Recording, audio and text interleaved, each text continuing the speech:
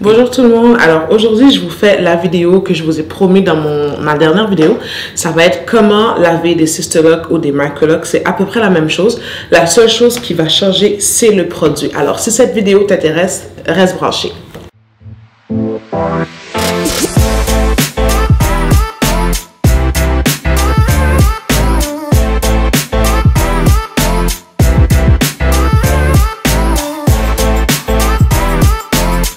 Bonjour tout le monde, je suis de retour pour une nouvelle vidéo. Alors comme promis dans mes vidéos précédentes, aujourd'hui je vous montre comment laver des Sisterlock ou des Microlock. C'est à peu près la même chose. Alors vous le savez sûrement, la technique utilisée dans les Sisterlock, c'est le braid and bend.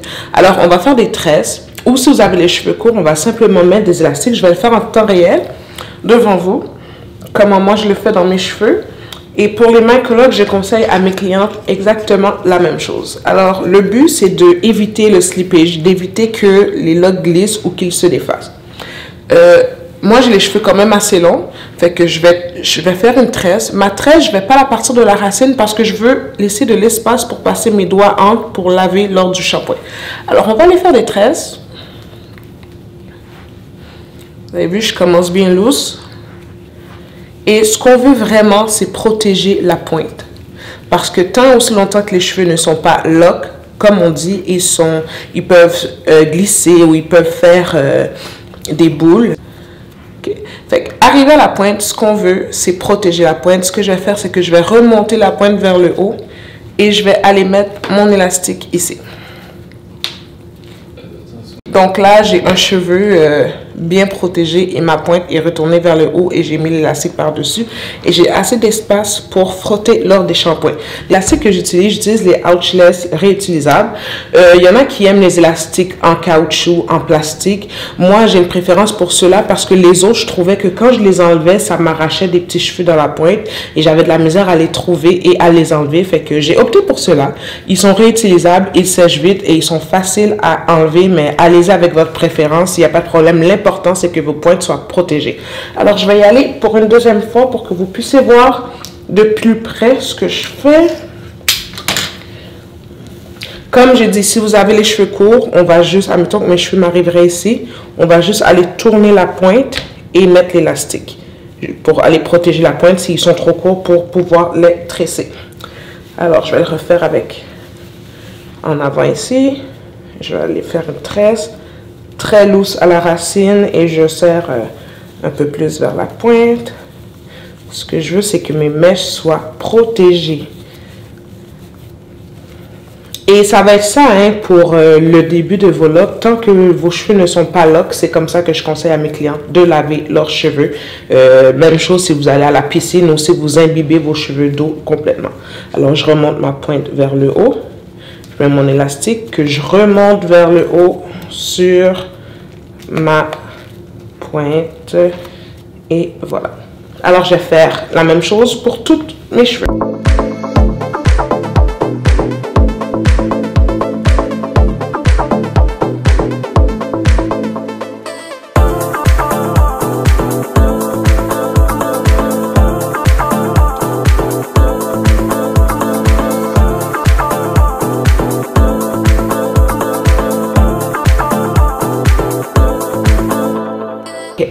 Donc là, je ne vous cacherai pas que je suis un peu habituée, j'ai les cheveux longs, épais. Fait que, avant, quand je venais juste de faire mon installation, je faisais mes tresses un peu plus petites. Puis j'avais vraiment peur que mes locks se défassent. Parce que quand on a beaucoup de slippage, le temps de retouche est plus long. Parce que la locticienne doit aller réparer, puis aller dans le lock et aller réparer ça. Donc le temps augmente, donc le coût augmente. Donc protéger vos cheveux, c'est vraiment un investissement.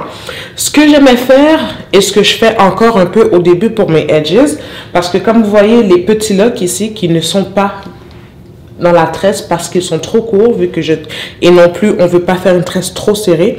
Moi, je vais les protéger avec des pinces. Alors, soit des pinces comme celle-ci ou des pinces comme celle-ci. Il y en a qui, eux, ils font un petit top puis ils mettent un élastique. Faites comme vous voulez. Mais c'est pas une mauvaise idée d'aller protéger les locks en avant. Je me laisse tout le temps de l'espace ici pour aller frotter. Et ce qu'on ne veut pas, c'est de rentrer le bout pointu au travers du lock. On ne veut pas percer le lock, on veut le protéger. Fait que moi, je protège mes petits cheveux en avant parce que sinon, ce sont ceux qui se défont le plus rapidement parce qu'ils sont petits, ils sont en avant. Et comme vous voyez, je suis extrêmement due pour mon retail. C'est Corona, les salons étaient fermés. Je suis en retard de peut-être 3 semaines pour ma retouche. Fait que ici, je vais juste aller mettre une pince ici. Et je fais la même chose pour mes petites locks en arrière qui ne sont pas protégées. Et quand je vais aller faire mon shampoing, j'ai assez de place pour aller passer mes doigts et frotter mon cuir chevelu. Je fais la même chose ici. Je pense que j'en ai plus. C'est parfait. Donc ensuite, la différence qu'il va y avoir entre Sisterlock et Macolock, c'est que pour les Sisterlock, on conseille le shampoing Sisterlock. Ce qui se passe avec le shampoing Sisterlock, c'est qu'il va compléter la technique Sisterlock. Ce shampoing-là, il est formulé pour ouvrir, admettons sur vos cheveux, vous avez des petites follicules. C'est fait pour les ouvrir et faire en sorte que les cheveux s'attachent l'un à l'autre plus rapidement. Donc, plus vous utilisez ce produit au début, plus vos cheveux ils vont lock plus vite. Et après, je sais qu'après des années, il y en a qui changent de shampoing, il n'y a pas de problème. Mais au début, c'est vraiment conseillé pour aller avec la technique Sisterlock de prendre le shampoing Sisterlock. En passant, le shampoing Sisterlock vous est donné gratuitement dans votre installation, dans votre petit coffret Sisterlock. Ça, c'est le shampoing, c'est la grosse version que moi j'achète parce que là, j'ai fini ma petite bouteille. Pour les Macolock, je conseille ce produit-là ici, ou peu importe le shampoing clarifiant. Il y a aussi une autre marque que j'aime beaucoup, je n'ai plus la bouteille, je vais vous la mettre dans la description en commentaire. Alors, ce qu'on veut faire, le shampoing, je pense que le shampoing dans le Starter Kit, il est déjà dilué, pas besoin de le diluer. Mais si vous rachetez des shampoings Sisterlock, il y en a qui ne sont pas dilués. Donc, pour une bouteille, vous avez environ 3 bouteilles. Donc, on va le diluer avec de l'eau. Ça, c'est informez-vous avec votre locticienne pour être sûr qu'elle vous donne lequel, lui dilué ou lui qui n'est pas dilué. Et si vous utilisez un shampoing clarifiant, on va le diluer dans une bouteille avec de l'eau. Alors, moi, ce que j'aime bien faire, c'est prendre mon vaporisateur à shampoing. Je mets l'eau en premier parce que, habituellement, je le fais dans mon robinet, mais pour le besoin de la vidéo, on va le faire ici. Donc, je vais mettre l'eau en premier, à peu près, peu importe, là, moi, je fais à peu près du moitié-moitié. Et ensuite, on va aller mettre le shampoing pour une autre moitié. Moi, je mets mon shampoing Sisterlock. Fait que ici. Et voilà. Et je mets tout en l'eau avant parce que quand vous mettez le shampoing avant, puis vous mettez votre bouteille en dessous du robinet, ça va mousser. Vous allez perdre votre shampoing, vous allez juste avoir plein de mousse dans votre bouteille. Alors, je refais ma bouteille. Et voilà. Et je suis prête pour aller laver mes cheveux. Soit dit en passant, ce que j'aime, c'est que maintenant que j'ai des locks, mon wash day est vraiment pas long. Là, je fais la vidéo, ça prend un peu plus de temps. Mais habituellement, en 30 minutes, j'ai terminé. So, quand vous commencez vos Sisterlock, pour les Macolock, je conseille quelque chose d'un peu différent. Mais je vous conseille de ne rien mettre que de l'eau et du shampoing. On met pas de leave-in, on met pas d'huile, on n'utilise plus de crème, on n'utilise plus rien dans les cheveux. Donc, on a une économie en produits et votre routine, ben, ça vous faut ça et de l'eau. Donc, votre panier de plein de produits, si vous avez des produits addicts, essayez de résister à ne pas rajouter d'autres produits qui pourraient causer du build-up à vos Sisterlock. Alors, on va aller dans ma douche et je vais vous montrer comment je lave ça. Alors, pour les besoins de la cause, je me suis mis en costume de bain. Je vous amène dans ma douche. Au début, on va simplement imbiber les cheveux d'eau. Au début, il y a certaines personnes qui ont un jet de douche très fort. Et si votre jet de douche est ajustable, mettez-le un peu moins fort parce que les locks qui viennent juste de s'installer sont très fragiles. Alors, je vaporise mon shampoing partout dans la section. Des fois, je fais section par section. Des fois, je vais à toutes les sections en même temps et je vais frotter ensuite. Donc, on va prendre le bout des doigts et on va aller rentrer les doigts dans la tresse, frotter horizontalement, verticalement, tout le temps dans le sens d'un rectangle, si je peux dire, de l'avant vers l'arrière ou de l'oreille à l'autre oreille. Utilisez pas vos ongles, mais bien le bout de vos doigts pour pas abîmer vos locks. Et on frotte, frotte, frotte. Je vais remettre un peu de shampoing.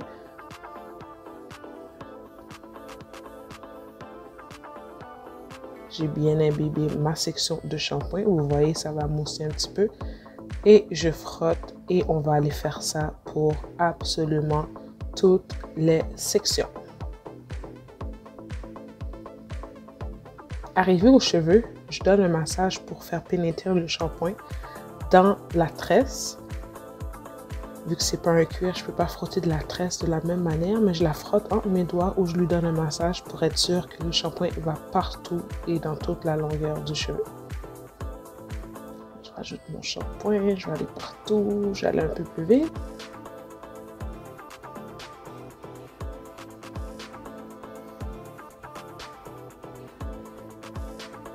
Et je vais rincer. Là, c'est un shampoing rapide. Je vais en faire un deuxième. Des fois, j'en fais juste un, comme je l'ai mentionné. Quand je fais vraiment section par section, puis je monte, puis je prends une section. Et là, je fais un shampoing dans une section. Et dans l'autre, et dans l'autre. Des fois, je fais un seul shampoing. Ça va dépendre des matins. Ça va dépendre de comment je me sens. Des fois, je lave mes cheveux juste parce que ça fait une semaine, puis ça me tente. Mais j'ai pas les cheveux qui salissent vite. Alors, j'y vais pour le deuxième shampoing. Et c'est vraiment le même principe. Faites juste attention à la manière que vous frottez, de ne pas les frotter n'importe comment.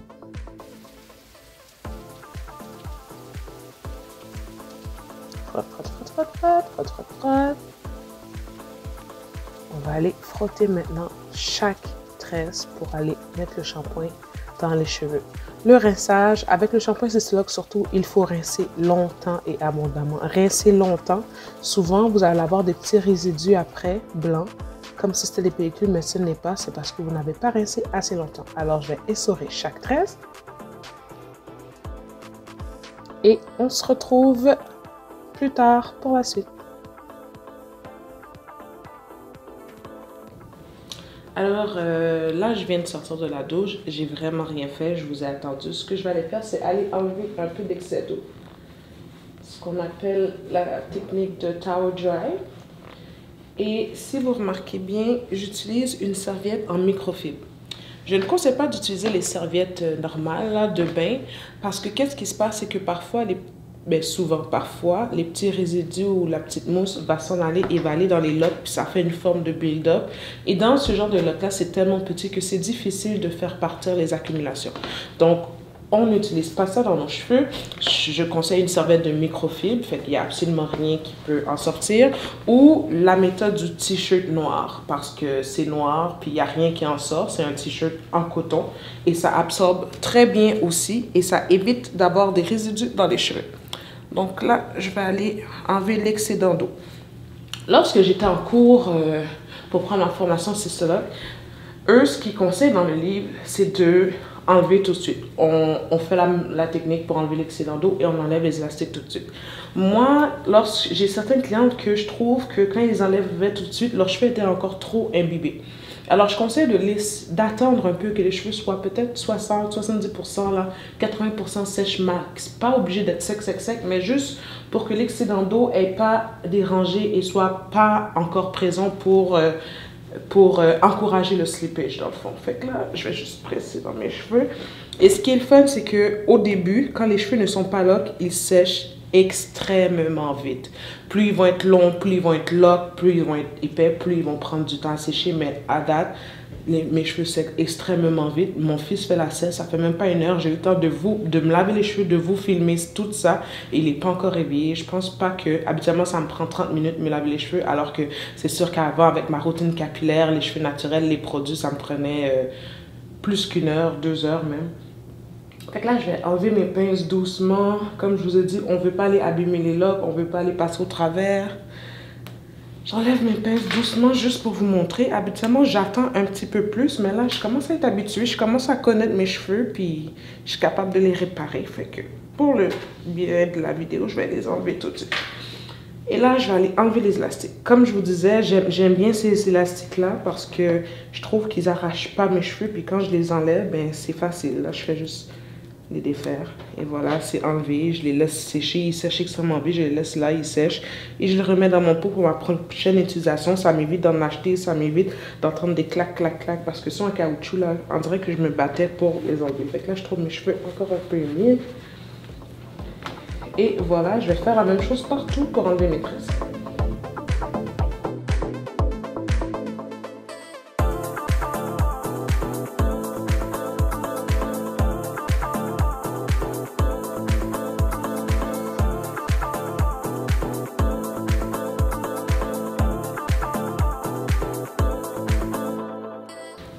vais juste aller passer un petit coup de serviette. Moi, je me rappelle qu'au début, j'avais des problèmes parce que mon cuir était propre. Puis je trouvais que les pellicules restaient coincées un peu dans la tresse. Fait que je conseille d'aller vraiment secouer les cheveux. Il y a la technique aussi de la serviette. Si vous voyez un spot où c'est pas propre, vous prenez votre serviette de microfibre et vous allez frotter. Si vous voyez des résidus ou du build-up, mais si vos cheveux sont nouveaux, il ne devrait pas en avoir. Là, je vais faire très attention parce que moi, mon 8 taille est dû, fait que j'ai une grosse repousse. Fait que là, ta loque est fragile à ce moment-là. La dernière étape, après avoir lavé des cystologues, c'est la séparation. Ce qu'on va faire, et ce qui est très important de ne pas oublier, c'est d'aller séparer chaque loque. Parce que les loques ont tendance à se mêler ensemble et à en devenir un. Fait que doucement, on va aller séparer chaque loque sans trop tirer. On va aller les séparer, passer nos doigts entre pour être sûr que chaque loque individuellement sont séparées. Et c'est peut-être la partie la plus longue au début, mais après on s'habitue. Puis des fois, moi, je fais une partie, puis là, je fais l'autre. Puis l'important, c'est vraiment de séparer chaque loque pendant que c'est encore humide. On ne veut pas que les loques se mélangent.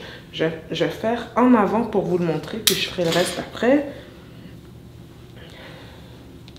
Donc, comme vous pouvez voir, là, mon cuir est extrêmement propre. Ça fait du bien. Fait que ce que je vais faire, je vais les séparer. Vous voyez, celui-là, il a envie de se mêler en deux.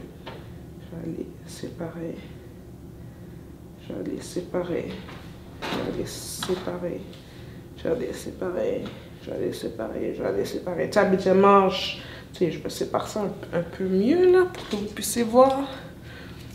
Séparer ça. On veut juste être sûr que les loques ne se combinent pas ensemble, ok?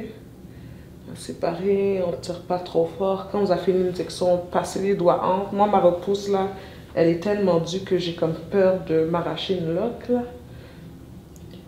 On va les séparer. Fait que vous allez faire ça dans tous vos cheveux. La même chose avec les micro-locks. Et j'aime bien secouer parce que moi, j'ai tendance à retenir des pellicules dans le corps du cheveu. Donc, je vais aller secouer. Fait que comme vous voyez, c'est très facile, c'est très rapide. Moi, comparé à ce que je faisais avant avec l'épaisseur de mes cheveux quand j'étais naturelle, pour moi, c'est comme une délivrance, là. Parce que j'ai le temps de faire ça dans une sieste de moins d'1 heure de mon fils. Et c'est terminé. Ce que je ne conseille pas, c'est de le faire le soir et de dormir avec les cheveux mouillés.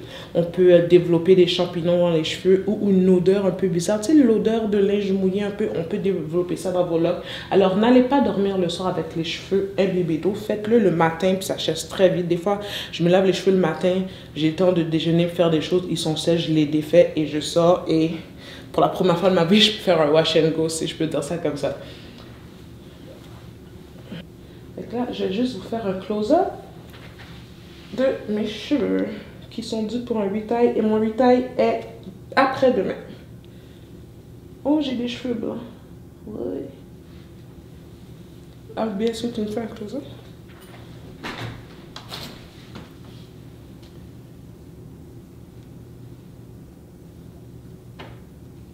Je vais vous montrer là à quel point que le cuir est propre. À quelle fois ça fait du bien. Puis en passant, dans les premiers temps de votre installation, là, le premier mois, nos cheveux sont tellement pas habitués à plus avoir de produits, plus rien, puis que le cuir s'est exposé que ça démange. Il y en a que ça arrive, il y en a que ça fait absolument rien, mais moi je l'ai vécu, ça démange, ça démange. Pour les cystologues, c'est conseillé de laver aux 7 jours, 7 à 14 jours. Fait que si ça démange autant, avant, je regardais sur YouTube les vidéos, je mettais sel de mer, ou je mettais de l'eau de rose, ou je mettais plein de choses, et je trouvais que mes locks se défaisaient. Fait qu'à mon 8 taille, je devais encore plus refaire les cheveux en avant.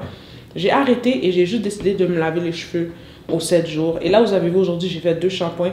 Mais quand je fais une section et que je la lave vraiment bien, même des fois, je fais un seul shampoing, puis j'ai fini avec ça. Puis j'aime beaucoup l'effet de mes cheveux quand ils viennent d'être lavés parce qu'ils sont volants, ils sont loose. Et quand on vient d'installer les cystologues, ils sont stiff encore. Donc, plus vous les lavez, plus ça aide à relâcher. Toujours demandez le conseil de votre consultante. Si ce sont des micro-locks, je conseille la même chose à mes filles qui ont des micro-locks.